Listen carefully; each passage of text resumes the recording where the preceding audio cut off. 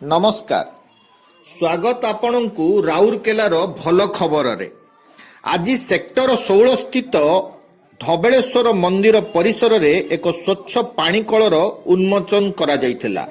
उक्त उत्सव रे रघुनाथपल्ली विधायक दुर्गातंती उपस्थित रही एहाकु उद्घाटन करथिले।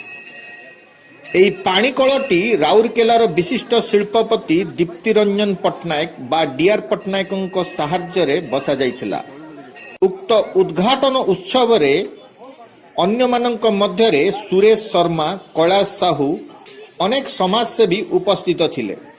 तत्सहित मंदिरर कमिटीर समस्त सदस्य उपस्थित रही उक्त कार्यक्रम को परिचालित करथिले।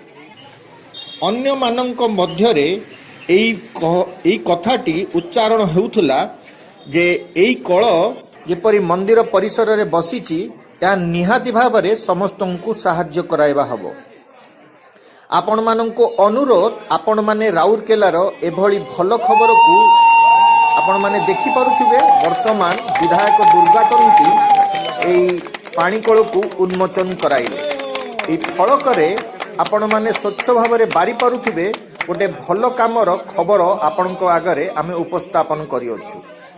धन्यवाद। आपण माने एभली न्यूज जदि निज अंचल रे पाउचंती ताहले आम सहित जोगाजोग करिवे। ए वीडियो को अनेक मात्रा रे शेयर करंतु एवं राउरकेलार समस्त भल कार्यक्रम को निज निज भितर बांटन करंतु। धन्यवाद। राउरकेलार अन्य एक एपिसोड रे पुनी भल खबर सहित आमे जोड़ी होबु। नमस्कार।